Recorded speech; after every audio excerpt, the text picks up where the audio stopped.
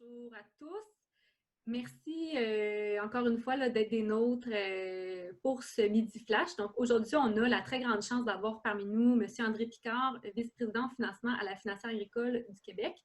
C'est lui qui a piloté en fait la mise en place du nouveau programme Investissement Croissance, donc très bien placé pour vous le présenter et en parler aujourd'hui et répondre à vos questions. Tout d'abord, je vais juste répéter un petit peu les consignes au cas que c'est la première fois que vous participez à un midi avec nous. Alors, tous vos micros sont fermés. C'est pour en fait s'assurer qu'il n'y a pas de bruit de fond qui interrompt la présentation. Tout au long de la présentation, vous pouvez écrire des questions que vous avez sur le programme directement dans le chat. Donc, juste en bas à votre écran, ça va se diriger à Audrey, ma collègue, qui va s'assurer qu'on les pose à la fin de la présentation. Donc, vraiment, vous pouvez commencer là, tout de suite si vous en avez. Puis, finalement, on enregistre également la présentation comme à toutes les fois. Donc, ça va être disponible en rediffusion si vous avez besoin de quitter ou si vous voulez réécouter des segments. Donc, juste pour vous laisser savoir. Alors, sur ce, M. Picard, je vais vous laisser peut-être faire une courte introduction, puis ensuite partager votre présentation. D'accord. Bien, bonjour tout le monde. D'abord, merci beaucoup de l'invitation. Mes salutations à Philippe et à Julie. Je comprends que lorsqu'elle pourra, elle se rendra disponible. Et à toute l'équipe de la FRAC, ça me fait un grand plaisir d'être parmi vous ce midi. Puis surtout, un bonjour cordial à vous tous et toutes là, qui êtes en région. Et ça fait un grand plaisir de venir vous parler d'un programme qui me tient beaucoup à cœur. Peut-être un cours historique, vous me demandez de me présenter, ça fait drôle un historique, mais ça fait quelques 30 ans que je suis à la Financière. J'ai eu le privilège, je suis originaire d'une entreprise agricole dans le Bas-Saint-Laurent, tout comme Audrey, qui a ce privilège-là d'être dans le secteur de la pagatière. Et j'ai fait mes études en agronomie. J'ai commencé professionnellement comme conseiller en financement. J'ai pratiqué ça pendant 13 ans, puis j'ai été en Chaudière-Appalaches 19 ans de temps avant de travailler centralement. Et je suis vice-président au financement depuis 2017. Donc, voilà. Donc, je peux partager l'écran. C'est ça c'est bon. Je pense que c'est correct pour tout le monde. Oui, c'est parfait. Bon? D'accord. Puis, comme Evelyne disait, s'il y a des questions, vous ne vous gênez pas. Je veux surtout prendre le temps d'échanger avec vous et de répondre à l'ensemble de vos questionnements. S'il y a des particularités ou des éléments plus ciblés ou un peu pointus, bien écoutez, on pourra recueillir là, de qui vient la question puis s'assurer d'un suivi approprié par la suite. Soyez sans crainte, on va voir à cela. Là, je pense qu'il faudrait que je rapetisse mon écran. Bon, ben, je vais y aller comme ça, puis si ça pose problème, je verrai. Bien, de quoi je vous parle ce midi? Bien, d'abord, le programme en lui-même, son origine, pourquoi on en est arrivé à bâtir un programme comme celui-là, à qui c'est destiné. Et c'est destiné à une clientèle plus large que la relève. Mais vous allez voir que vous avez une part importante de ce programme-là. Et c'était prévu, c'était déjà destiné comme ça au départ. Qu'est-ce qui est admissible? Qu'est-ce qu'on veut couvrir par ce programme-là? C'est un programme de support à l'investissement, donc on va aller voir ça. Maintenant, troisième élément, qu'est-ce que ça a donné? Quels sont les résultats? Et est-ce que ça répond aux besoins? Est-ce que c'est à la hauteur là, de la cible? C'est ce qu'on va voir, puis quelques constats en toute fin. Présentation du programme. Comme vous voyez, c'est un programme qui est vraiment ciblé pour l'investissement. Et à l'origine, c'est clair que, bon, on prenait les reliquats du PDDR, du PDA, que le programme de développement de diversification, le programme d'aide de développement des entreprises agricoles, et on ramenait ça dans un programme duquel on venait bonifier l'offre, le support financier, de sorte que ce programme-là, aujourd'hui, c'est pour couvrir des subventions à l'investissement jusqu'à hauteur de 100 millions de dollars, donc répartis sur 5 ans, donc une cible de 20 millions de dollars annuellement en fonction des projets. Vous allez voir que quand je vous présenterai les résultats, je pense qu'on devra rajouter dans le temps, mais ça, je pense que c'est un heureux problème. C'est un programme que l'on voulait simple d'application. S'il est simple à appliquer, il va être simple à comprendre, à livrer, à interpréter, puis à administrer par la suite. Ça, c'était une préoccupation ou en tout cas un postulat de départ qu'on mettait dans la base là, de développer ce projet-là. Et il est clair que la bonification, c'est pour supporter pour les entrepreneurs qui ont des investissements à caractère productif et tout le volet de l'agriculture durable sur l'entreprise. Et on a prévu, comme vous allez le voir dans les différents volets, une section destinée aux jeunes entrepreneurs pour laquelle on a valorisé la hauteur de l'investissement. Et c'est sûr que ce programme-là, ce qu'on veut, à terme, c'est faire la différence, c'est-à-dire obtenir un effet impact au niveau de l'entreprise agricole, puis principalement au niveau des jeunes entrepreneurs. Parmi les objectifs, je vous dis d'entrée de jeu que c'est lié aux investissements de l'entreprise. Pour moi, c'est bien important qu'on ne vienne pas établir des paramètres quant à la dimension ou non de l'entreprise ciblée. Je pense qu'on voulait un programme qui est rassembleur, qui rejoint tout le monde, que ce soit une petite entreprise, que ce soit une plus grande entreprise. Et évidemment, il faut y mettre des paramètres parce qu'il faut structurer, encadrer ces interventions-là parce qu'il y a des budgets à respecter. Mais quand même, on veut, à travers ce programme-là, rejoindre l'ensemble des entreprises qui ont des besoins d'investissement et qui ont besoin d'être supportées. Donc, c'est pour ça qu'à travers les différents objectifs, vous le voyez, le premier, c'est améliorer la rentabilité et la performance pour celles qui ça concerne. On est là aussi pour augmenter le volume de production ou la diversification parce qu'il y a beaucoup de projets de développement. On sait au Québec, il y a à peu près 28 000 entreprises. Il y en a peut-être 24 000 qui ont un chiffre d'affaires de plus de 10 000. Il y a de la place pour de petites entreprises. Il y a de la place pour les plus grandes entreprises. Si on prend des secteurs de production, comme par exemple le lait, il se fait davantage de lait aujourd'hui en 2020 qu'il s'en faisait en 1960, mais par beaucoup moins d'entreprises. Mais en même temps qu'on se dit ça, il y a des modèles d'affaires qui sont sur 1 hectare et demi. Puis, je pense que c'est non limitatif, ça. C'est un programme aussi qu'on voulait qui se permette d'accompagner les entreprises dans toute la question d'adaptation aux normes, que ce soit la production biologique, les normes de bien-être animal. On voit qu'il y a différentes cédules selon les productions là, pour permettre à celles-ci de s'adapter. Donc, on est là pour accompagner les entreprises dans cette mise aux normes-là. On voulait être présent aussi tant au niveau du démarrage dans son développement. Puis agricole, agroalimentaire, pourquoi l'agroalimentaire? Bien, c'est tout le volet de création de valeur ajoutée à la ferme. Ça peut être, par exemple, une entreprise bovine qui voudrait développer un atelier de découpe puis de commercialisation, une entreprise maraîchère qui voudrait commercialiser ses produits, avoir un kiosque, ainsi de suite. Donc, on voulait être présent dans le développement, oui, dans l'augmentation de la rentabilité de la production, mais aussi dans la création de valeur à l'entreprise. Adopter les pratiques environnementales, vous le savez, vous êtes aussi convaincus que nous, je pense que c'est un incontournable. Ça coûte quelque chose, qu'on parle de haies brise-vent ou de différentes actions là, de contrôle de déjection animale, ainsi de suite. Donc, les pratiques agro-environnementales, on vit avec, on a à les respecter, puis on voulait apporter un support pour aider les entrepreneurs à rencontrer ces coûts-là.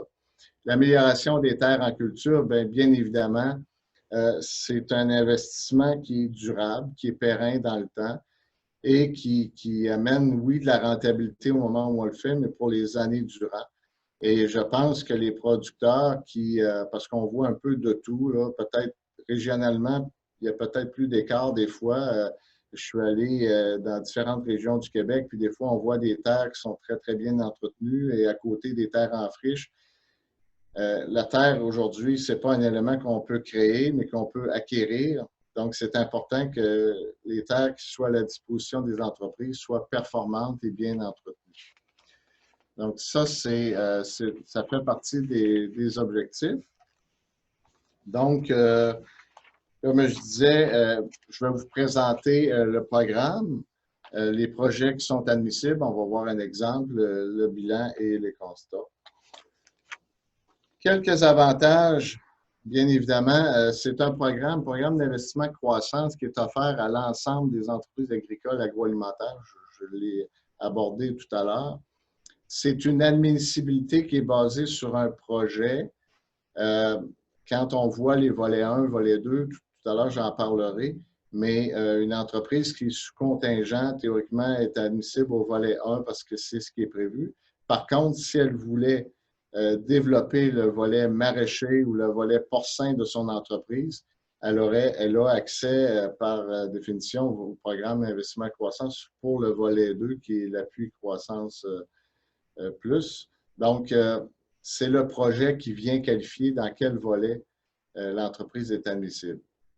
On tenait aussi à garder ça simple en termes d'administration. On comprend qu'il y a déjà eu des programmes dans le passé où systématiquement, on avait l'obligation de demander un diagnostic, un plan d'action. Moi, je ne voulais pas ça dans ce programme-là parce que je me disais, écoutez, il y a des situations où oui, le plan d'affaires est nécessaire.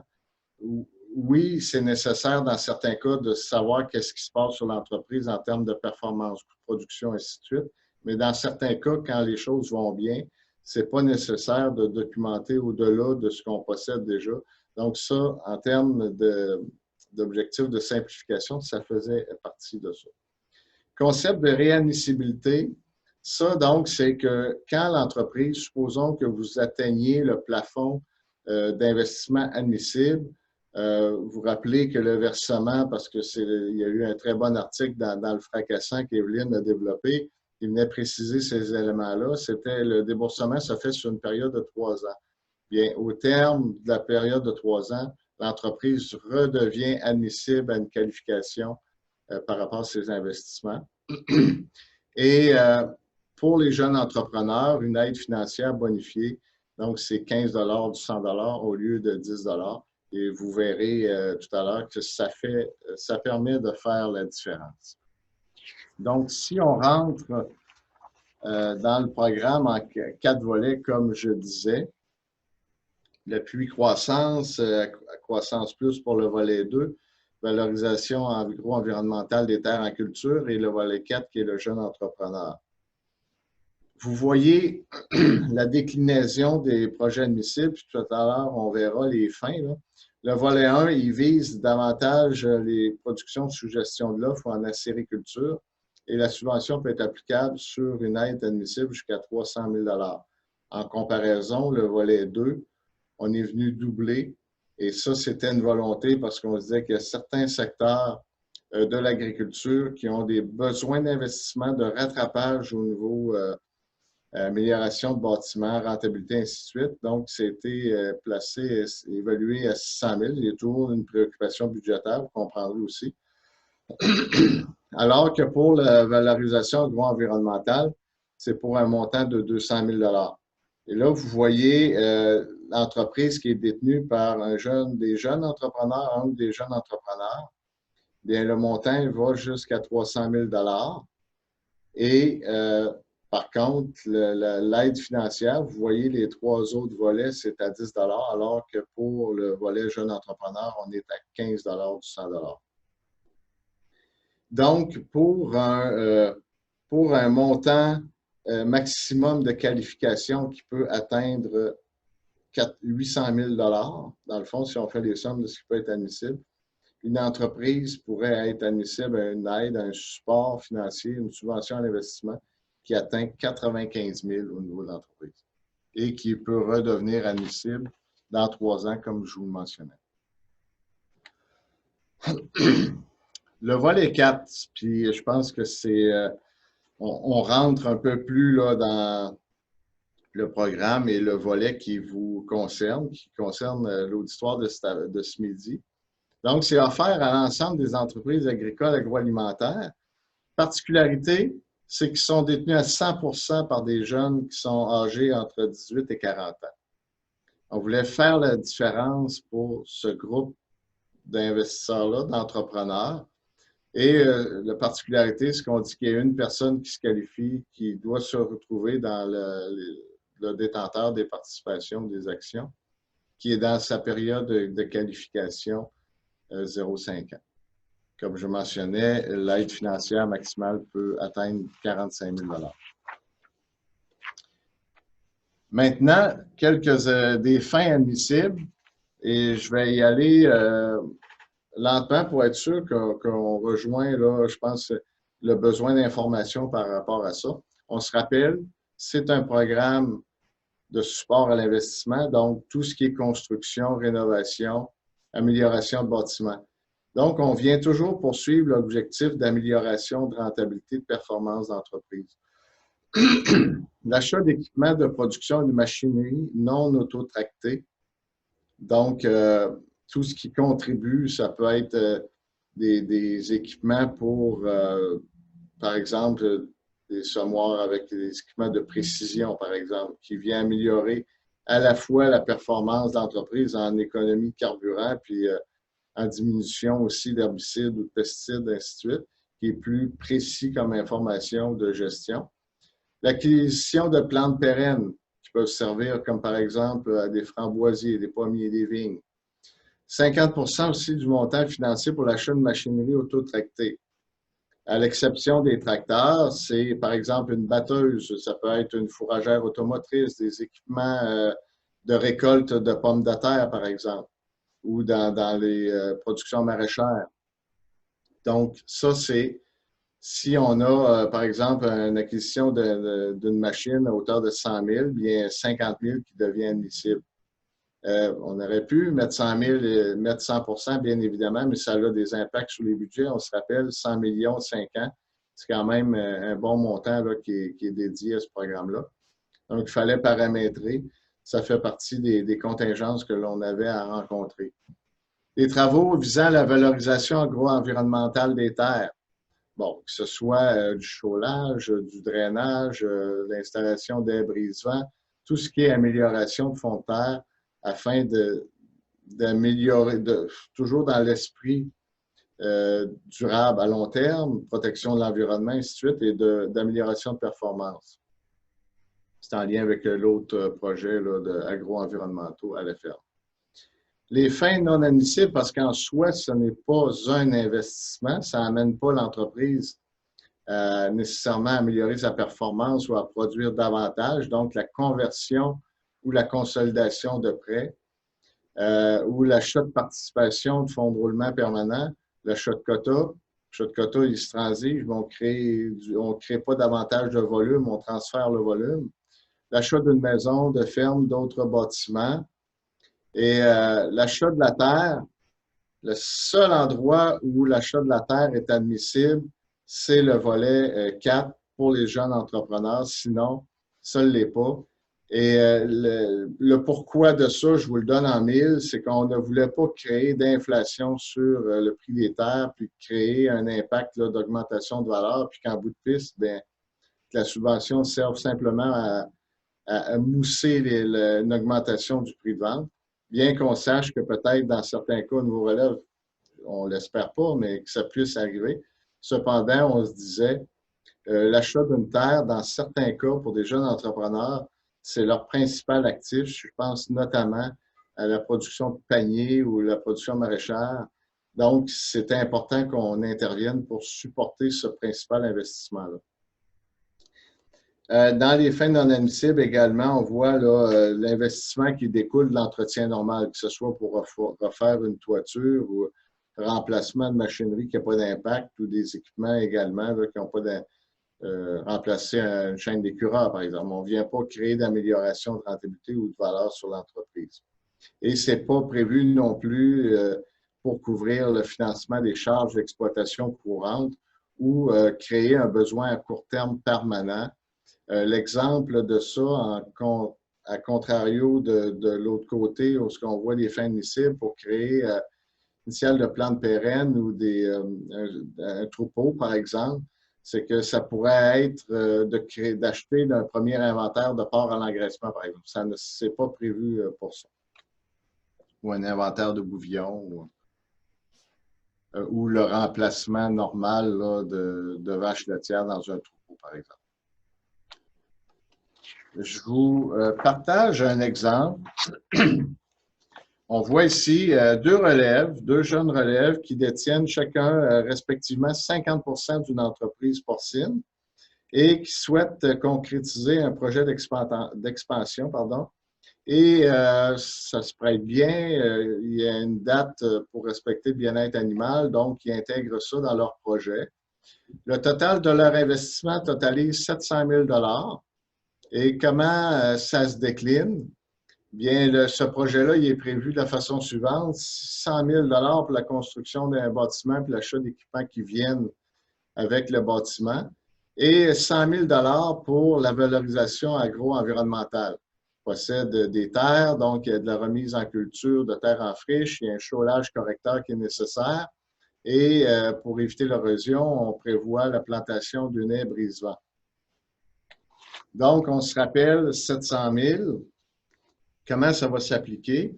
Bien, on voit que tout de suite, on a 100% des participations des actions qui sont détenues par des jeunes de 40 ans et moins, qui se situent dans la période d'établissement. Donc, il y a un premier 300 000 $ qu'on vient prioriser dans l'application de la subvention d'investissement. Donc, ça permet d'engager un montant de 45 000 $ et l'entreprise est également admissible à un autre 300 000 $ pour aller rejoindre le Plus Croissance Plus qui fait 600 000 $, comme je vous présentais tout à l'heure. Et un 100 000 $ pour la valorisation agro-environnementale des terres. Il aurait pu avoir des investissements pour 200 000 $ à ce moment-là. C'est le 200 000 $ qui aurait été applicable. Donc, dans ce cas-là, on voit une subvention là, qui serait disponible pour l'entreprise à hauteur de 85 000 $ déboursables sur 3 ans. Si on fait un calcul rough un peu, c'est comme si l'entreprise ne payait pas d'intérêt. Je donne un exemple là, sur à peu près 3 ans sur cette partie de financement-là emprunté. Donc, ce n'est pas banal, ça fait quand même beaucoup de sous. Maintenant, quels sont les résultats de ça? Parce qu'il faut les mesurer. À qui ça a servi? Dans quelle amplitude? Est-ce qu'on atteint les objectifs de départ? Donc, je vous les partage.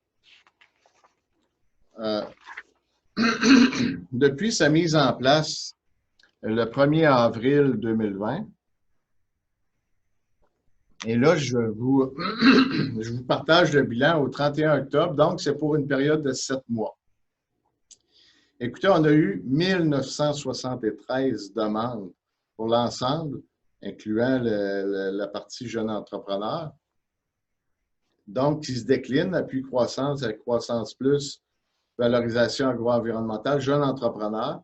Bien, jeune entrepreneur, c'est 246 entreprises qui s'y sont qualifiées. Vous voyez, la colonne d'à côté, c'est le nombre de demandes autorisées.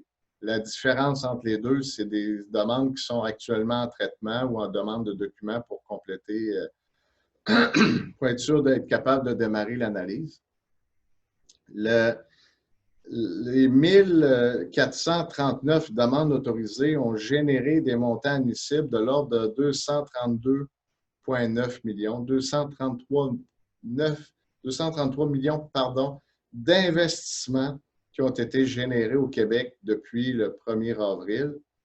Et le montant engagé en subvention, ça totalise 25 millions. Fait un calcul rapide, normalement, 10 $ du 100, on aurait dû être à 23,2, mais vous vous rappelez qu'il y a la partie pour le volet jeune entrepreneur qui est à 15 $ du 100. C'est pourquoi on est supérieur à 23,2. C'est quand même important. Et Je vous parlais tout à l'heure que c'est 100 millions sur 5 ans. Vous voyez tout de suite qu'après 7 mois, on a busté notre cible de 20 millions. Et tant qu'à moi, ça me fait grand plaisir. On est bien heureux de ça parce qu'on se dit, oh, les objectifs sont poursuivis. On a accompagné des entreprises, on accompagne des entreprises dans des projets d'investissement qui sont appuyés sur des objectifs qui ont été fixés dès le départ. Et ce qui est important, je ne sais pas, Evelyne, est-ce que vous voyez bien la colonne montant de subvention ou c'est juste moi qui ne la vois pas? Vous la voyez, d'accord. C'est 4,4 millions qui est destiné à la clientèle jeune entrepreneur. C'est une somme importante. Je vous rappelle, on est rendu après 7 mois. Je souhaite de tout cœur que ça continue à augmenter. Je ne vois pas de problème là-dedans du tout. Au contraire, ça nous permet d'atteindre la cible en termes de support à l'investissement pour la catégorie des jeunes entrepreneurs. Maintenant, on peut se poser la question, parce que c'était aussi dans nos discussions dès le départ, on veut un programme qui va permettre de rejoindre l'ensemble des régions au Québec et l'ensemble des secteurs de production. Et ce que vous voyez, bien évidemment, on constate des écarts, mais c'est sûr, mais c'est en équilibre. Puis ça, j'ai une autre analyse là, qui me permet de vous le confirmer. C'est en équilibre avec le pourcentage de clientèle. Donc, on a à peu près 12 000 clients, grosso modo, clients à la financière en matière de financement. Évidemment, ce 12 000 clients-là est réparti sur l'ensemble des régions au Québec. Et ce qu'on voit, c'est que oui, le programme il est appliqué. L'ensemble des régions administratives peuvent en bénéficier. C'est sûr que c'est pour des montants différents. Bon, le nombre d'entreprises, comme je vous le disais, est différent aussi. Ce qui est intéressant aussi, si on le souhaitait, est-ce que ça peut contribuer à aller chercher de nouveaux clients? Bien, on voit ces 269 clients de plus qui bénéficient actuellement de ce programme-là chez nous, qui n'étaient pas clients par le passé. Et vous posez sûrement la question pour la relève, ça représente combien? Pour le volet jeune entrepreneur, c'est proche de 100 clients de plus là, qui font maintenant affaire avec nous au niveau du financement des investissements. Je voulais aussi vous présenter en fonction des objectifs. Qu'est-ce que ça a donné au niveau de l'ensemble des demandes là, pour le volet jeune entrepreneur? Donc, vous voyez le 168. Pourquoi qu'il y a un écart entre le 168 puis la sommation là, de machinerie autotractée, rentabilité, adaptation aux normes? C'est parce qu'il peut y arriver qu'un même projet puisse se qualifier à plus d'un objectif. C'est pour ça qu'il y a un écart dans ça. Donc,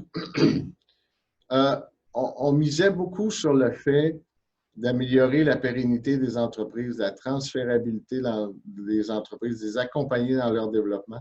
Et on voit que sur l'ensemble des projets, des demandes autorisées pour la relève, le volet jeune entrepreneur, bien, il y en a 165 qui poursuivent l'aspect de la rentabilité.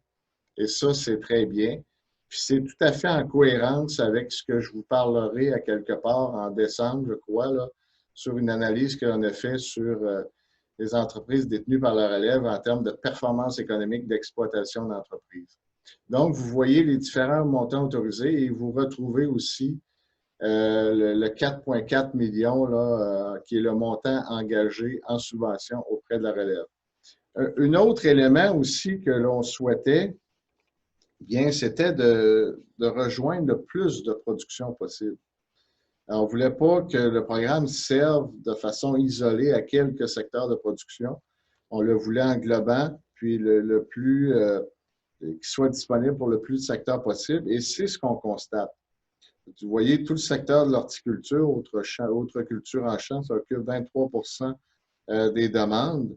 Les productions animales, la production bovine, ils s'y retrouvent tous.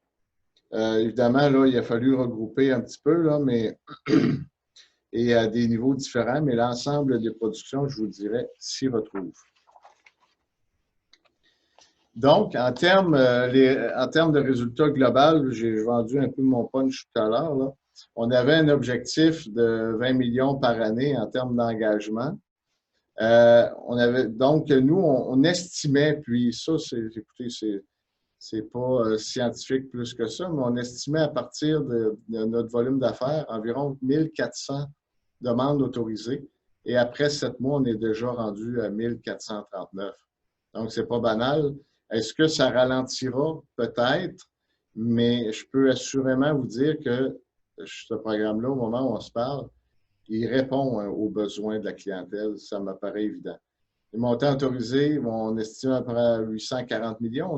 On est déjà rendu à plus de 700 millions.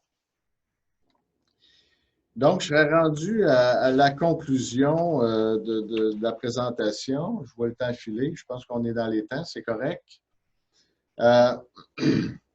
Les grands constats que l'on tire de cette analyse-là, à tout le moins des résultats calculés jusqu'à maintenant, c'est que les investissements qui sont réalisés visent principalement l'amélioration de la rentabilité. Ça, c'est porteur pour l'entreprise qui fait ces investissements-là. C'est porteur maintenant et pour le futur, et tout en accordant une priorité au volet de l'environnement. Et ça, on est très, très heureux de ça, puis l'amélioration des terres. Les principales régions ou régions administratives qui viennent un petit peu juguler ces demandes-là, on voit la Montérégie, Chaudière-Appalaches, Bas-Saint-Laurent. C'est assez normal et on compte beaucoup d'entreprises agricoles dans ces secteurs-là. Donc, ils prennent une place là, importante là, dans à qui est adressé et qui utilise le programme d'investissement croissance. Les projets de grande culture et laitiers sont les plus nombreux. Le secteur laitier, bon, on le sait au Québec, il occupe une part importante de notre territoire puis de la production, donc c'est pas anormal que ce soit ça. C'est sûr que les grandes cultures, par l'amélioration des terres, par l'accès de la machinerie auto-tractée, autre que les tracteurs, bon, ils sont interpellés dans ça. Donc, ils ont réagi positivement au programme. Et ce qui me rend particulièrement fier, puis je l'ai mentionné à notre comité de vérification la semaine dernière, qui a été présenté au conseil d'administration, c'est que le volet jeune entrepreneur, il a permis d'accompagner jusqu'à maintenant là, 168 projets pour des subventions engagées de 4,4 millions. Donc, c'est des sommes importantes, puis ça ne fait que commencer, à mon sens. C'est environ 26 000 par entreprise. Donc, puis dans ça, à peu près le quart là, concerne des projets des entreprises dans le secteur maraîcher, fruitier, ornemental, en champ. Donc, ce que j'aimerais que vous reteniez, c'est que c'est un programme qui est à la disposition des jeunes entrepreneurs. C'est là pour vous. Et nous, c'est pas on se fait pas une mission de venir définir le modèle. C'est disponible pour l'ensemble des entreprises, peu importe la taille, le modèle d'affaires. On est là pour vous accompagner dans votre développement, dans l'amélioration de votre projet d'entreprise. Voilà, ça fait le tour. Bon, ben super. Merci beaucoup, André. J'imagine que pour beaucoup, c'est déjà vraiment plus clair. Puis c'est vraiment super de voir qu'il y a déjà en 7 mois seulement là, plus de 4 millions qui a été donné juste en subvention à la relève. Alors, on a déjà quelques questions. J'invite tous ceux, là, gênez-vous pas, pour vrai. On prend du temps. On a encore pas mal de temps pour la période des questions. Alors, gênez-vous pas du tout d'écrire les questions dans le chat. Alors, je vais aller pour la première question qui était de Maë Jacques. Elle voulait savoir pour les critères d'admissibilité au volet 4, on parle d'être admissible au programme d'appui financier à la relève. Est-ce que vous faites une distinction entre ceux qui ont reçu seulement la subvention à temps partiel?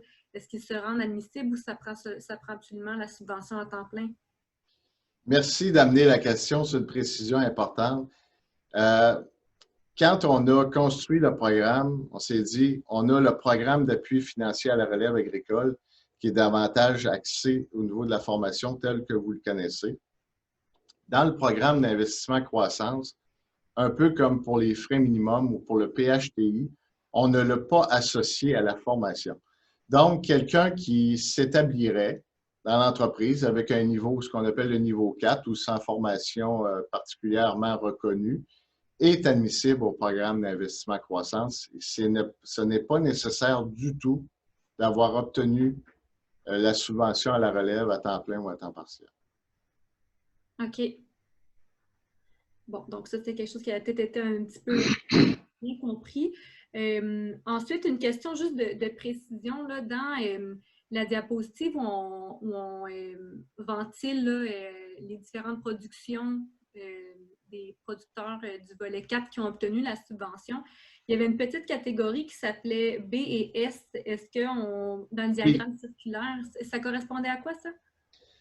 BS, c'est des entreprises, écoutez, des fois on est dans notre jargon, hein, vous faites bien de poser la question. Ce sont les entreprises de biens et services. Ça pourrait être quelqu'un qui, par exemple, qui sont dans le volet jeune entrepreneur et qui vont acquérir une terre à titre personnel et cette terre-là va être à la disposition de l'entreprise. Donc, les améliorations en vertu qui pourraient se faire sur cette terre-là sont admissibles au programme. Le volet bien, le secteur ou la catégorie biens et services, on la regroupe, là, c'est un peu là, pour regrouper un certain nombre d'entreprises. Ça peut être, par exemple, des entrepreneurs qui vont ouvrir une compagnie, une société afin de faire de la transformation, par exemple. C'est ce qu'on va venir identifier comme catégorie d'emprunteurs, biens et services. C'est souvent en marge de l'entreprise principale elle-même. Donc, le même entrepreneur pourrait être admissible dans son entreprise principale et dans son entreprise secondaire. Parfait, merci. Pour la prochaine question, c'est drôle parce que quand j'écrivais justement l'article dans le Fracassant, je me souviens de vous l'avoir posé. Pourquoi dans le montant total du financement admissible, il est plus élevé dans le volet 2 que dans le volet 1? C'était quoi l'intention derrière ça? Oui, bien, c'est sûr que quand on a eu à dessiner ce programme-là, puis vous le voyez, le volet 1, l'appui croissance, c'est 300 000 versus le 600 000. Il y a un constat au Québec qui est généralement que les entreprises qui sont dans le système de gestion de l'offre en acériculture avec des volumes contingentés aussi, ils ont des besoins d'investissement, ça c'est clair. Mais les autres secteurs à côté ont des besoins, puis bon, il y a peut-être un constat qu'il y a un peu de rattrapage un peu plus criant à faire dans ce secteur-là. Et c'était une demande aussi que l'on avait en discutant là, avec au niveau gouvernemental d'appuyer davantage ces secteurs-là. Et c'est compte tenu de l'impact sur les budgets aussi par rapport aux entreprises, bien, il fallait arrimer un peu notre niveau d'intervention parce que vous l'avez vu tout à l'heure, je disais les entreprises du secteur grande culture et du secteur laitier sont des grands demandeurs là, dans le programme. Fait que s'il y avait accès aux 600 000, mais pas parce que ça ne serait pas justifié, on s'entend, là, mais on aurait un problème de budget, c'est clair. On en a déjà un, mais écoutez, je pense que je peux vivre avec, là. Mais c'est sûr qu'il serait beaucoup plus grand si on l'avait configuré comme ça. Donc, on ne voulait pas exclure ces secteurs-là, loin de là, mais en même temps, on voulait accorder une pondération peut-être un peu plus forte si on prend par exemple des entreprises dans le secteur ovin ou tous les secteurs d'entreprises confondus, en dehors de la gestion de l'offre. On sait que dans certains cas, il y a peut-être, je dis bien dans certains cas, des fois un retard d'investissement, puis on voulait supporter ces secteurs-là. Donc, c'est ça, on voit que l'aide offerte est du même niveau, c'est juste qu'il y a un financement admissible qui est un petit peu plus élevé. Voilà. On n'a pas d'autres questions pour le moment. Je donne encore quelques minutes là, si les gens souhaitent en écrire. Donc, c'est le temps maintenant, sinon il va être trop tard. En attendant, j'aimerais peut-être qu'on revisite ensemble là, le concept de la réadmissibilité. On en a parlé un petit peu, donc on disait, bon, les paiements de la subvention se font sur 3 ans. Donc, si on pouvait juste clarifier à partir du moment où ils ont reçu leur paiement, l'entreprise, du temps qu'elle a des projets viables, elle peut se requalifier là, au programme. Je vais donner un exemple, puis bon, je vais impliquer Audrey. Audrey, elle a une ferme ovine. Elle a investi 600 000 en 2020 Son prêt a été déboursé, supposons, en octobre. Donc, elle a réalisé son projet d'investissement et on est en octobre 2020. En mai 2021, elle touchera son premier versement de la subvention. Donc, elle va toucher sa subvention, ça va être déboursé 2 fois par année sur 3 ans. Donc, théoriquement, en octobre ou en novembre 2023, elle aura reçu l'ensemble des sommes engagées à travers la subvention d'investissement. Et là, ça ne veut pas dire qu'elle ne peut pas emprunter entre-temps. On comprend, je sais qu'Audrey elle a des gros projets d'investissement. Mais en 2023, elle va pouvoir se requalifier pour, si, supposons, elle voulait faire une autre ronde d'investissement avec toujours dans l'esprit du programme, elle pourrait se requalifier et à nouveau pour obtenir les mêmes sommes au niveau des subventions à l'investissement. Parce qu'Audrey, elle a un objectif de 4000 brebis, donc il va falloir la suivre. Parfait. Donc, c'est ça, elle pourrait se qualifier, disons, au volet jeune entrepreneur, utiliser la subvention du 45 000 totalement. Puis, au terme de ça, décider d'investir en agro-environnement ou d'investir quelque chose qui rentrerait. Est-ce qu'elle pourrait se requalifier à la tranche du volet jeune entrepreneur? Tout à fait. Dans la mesure où elle respecte les critères là, d'être en bas de 40 ans et d'être toujours dans son volet de qualification là, au niveau de la relève. Là. Donc, oui, elle pourrait se requalifier tout à fait. Ça pourrait être pour la même nature de projet ou des projets différents qui ont pour objectif là, de créer de la valeur ajoutée sur l'entreprise, une amélioration de rentabilité, ainsi de suite. Bon, merci beaucoup. Audrey, est-ce qu'on a reçu d'autres questions? On dirait qu'on n'a pas reçu d'autres questions, donc ça veut dire que la présentation a été claire, j'imagine. Alors, n'hésitez pas, si jamais il vous arrive d'autres questions, vous pouvez nous écrire frac.qc.ca ou vous pouvez nous rejoindre facilement sur Facebook. Nous, on va se faire là, un devoir de transmettre ça à l'équipe de M. Picard. Alors, merci beaucoup. Je crois qu'il y a une question, Evelyne. Oui, ça vient encore de Maë Jacques. Donc, dans les fins admissibles, vous avez parlé d'un 50 pour l'achat de la machinerie autotractée. Est-ce qu'un Bobcat, par exemple, qui sert à nourrir les animaux, est-ce que ça sera admissible? Ça sera admissible par l'utilité? La question est bonne parce qu'un Bobcat et un tracteur, c'est pas très loin, mais c'est sûr qu'il y a des équipements autotractés pour par exemple, nourrir les animaux, bon, distribution d'aliments, ainsi de suite. Oui, mais j'ai une petite hésitation sur le fait que c'est un Bobcat, là, parce que c'est proche de tracteur. Mais on pourra le vérifier. Là. Je ne voudrais pas, hors de tout doute, là, avancer la réponse définitivement. C'est la première fois que je me la fais poser. Mais ça mérite d'être répondu. On s'assurera de transmettre la réponse à Maë. Je ne sais pas, Maë, dans quelle région elle est, là, mais si c'est possible, Evelyne, de me la faire suivre. Puis, oui, parfait. Les coordonnées, on s'assurera du retour. Parfait. Est-ce qu'il y a d'autres? Est en Montérégie, c'est ça qu'elle dit. Parfait. Donc, je note ça, Maë, on va te revenir. Est-ce qu'il y avait d'autres questions de dernière minute? C'est maintenant ou jamais parce que je conclus. Mais est-ce que, Evelyne, moi j'en aurais une pour vous, je ne sais pas si c'est possible. Est-ce que parmi notre auditoire de ce midi, il y a des gens qui se sont qualifiés jusqu'à maintenant au programme? Audrey, est-ce que les gens sont capables d'utiliser les réactions ou sinon tu pourrais peut-être... Les gens, là, s'ils écrivent dans le chat en ce moment, si je ne me trompe pas, tout devrait être affiché publiquement à travers le chat. OK. Y en a-tu qui se sont déjà qualifiés à ce programme-là?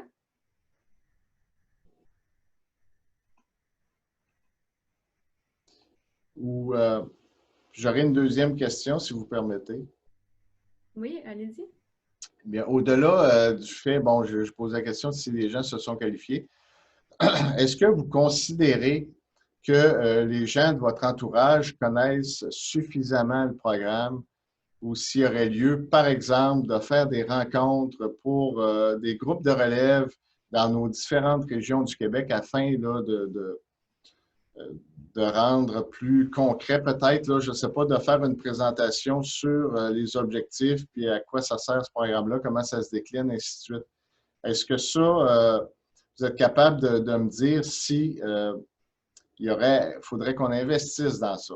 Parce que là, il faut que je vous avoue qu'il n'y a pas eu de communiqué de presse, puis c'était volontaire, parce que quand on a sorti le programme, on était en pleine période COVID, ça commençait, et les communications étaient contrôlées essentiellement pour les mesures COVID, et c'était assez concentré au niveau politique. Donc, on n'a pas pu sortir avec un communiqué de presse. Ça, on l'a dit à quelques reprises. On sait que c'est un besoin, mais aujourd'hui, vous avez quand même, Evelyne a écrit dans le Fracassant un article fort intéressant et complet. J'espère que ça a permis de vulgariser le programme, d'en expliquer les paramètres, les façons de faire. Mais s'il y a un besoin, que vous jugez qu'il y aurait des besoins au niveau régional, bien, il serait toujours possible là, que j'adresse ça à mon collègue Richard Laroche, le vice-président clientèle, afin là, de remédier à ça. Bien, pour répondre à ça, en fait, Audrey vous a tous permis d'ouvrir vos micros si vous voulez répondre à M. Picard là-dessus. Donc, est-ce que vous sentez qu'il y a un besoin de faire connaître plus les programmes de la financière? Ou si vous voulez prendre parole sur si votre entreprise est déjà qualifiée au programme Investissement Croissance, là, vous devriez être capable de débloquer votre micro. Il y a quelqu'un qui avait répondu par le chat, Sophie Roy. Donc, moi, quand j'entends le programme, j'ai mal à la tête. Pour vous qui travaillez à la FADQ, c'est simple, mais personnellement, pour moi, seul dans mon entreprise, c'est lourd tout ça. Oui, ça serait bien d'avoir plus d'infos. Donc, on a quelqu'un qui dit oui. Est-ce qu'il y a d'autres personnes? Faites juste ouvrir votre micro là, et prendre la parole si vous voulez. Oui, en fait, je prends la parole, c'est Maï, justement. Moi, ce serait juste à savoir, honnêtement, c'est la première fois que j'ai l'opportunité de participer à un midi flash comme ça. Puis, honnêtement, je pense que juste de le rendre comme, je sais pas, public ou juste le partager, ce serait vraiment formidable parce que je pense pas que ce serait très coûteux par rapport à des rencontres régionales, ces choses-là. Puis, je trouve que le résumé, le PowerPoint était très, très, très détaillé. Puis, honnêtement, les explications étaient claires par M. Picard. Puis, justement, un peu comme Sophie, oui, c'est toujours étourdissant. La lecture, les documents, des fois, sont lourds à se plonger. Mais je trouve que ce midi, en 45 minutes, ça a fait vraiment une grosse différence pour moi là, sur la compréhension du programme. Et moi, écoutez, merci Maïs, c'est apprécié. Vous en faites ce que vous voulez. Là. Moi, je n'ai aucune restriction à ce que vous le fassiez circuler ou qu'il soit disponible pour d'autres personnes qui voudraient regarder ça en différé ou reprendre ça en groupe ou je ne sais pas comment, là, mais moi, je ne serais que plus heureux. Est-ce qu'il y avait d'autres personnes qui voulaient réagir? C'est le moment. Pour d'autres questions, là, gênez-vous pas, débloquez votre micro. Le monde sont gênés ou c'est très, très clair. Bon, bien à ce moment-là, je vais aller avec la conclusion. Donc, merci beaucoup, André, d'avoir été là, d'avoir pris le temps, d'avoir si bien expliqué là, le programme puis avoir répondu à nos questions. Alors, comme je le disais là, un petit peu plus tôt, si vous avez d'autres questions en lien avec le programme ou en lien avec autre chose, n'hésitez pas à nous écrire à notre adresse courriel ou directement là, Evelyne Frac, Audrey Frac. On est très facile à trouver sur les réseaux sociaux. Merci beaucoup d'avoir pris de votre temps aussi pour avoir participé ce midi, tout le monde. Alors, on va essayer de continuer à vous organiser des midi flash comme ça. Si jamais vous avez des idées de sujets ou d'invités que vous aimeriez qu'on invite là, dans nos petits webinaires de midi, n'hésitez pas à nous en parler également. Alors, merci beaucoup tout le monde d'avoir été là. Merci beaucoup à tous, puis bon succès en entreprise.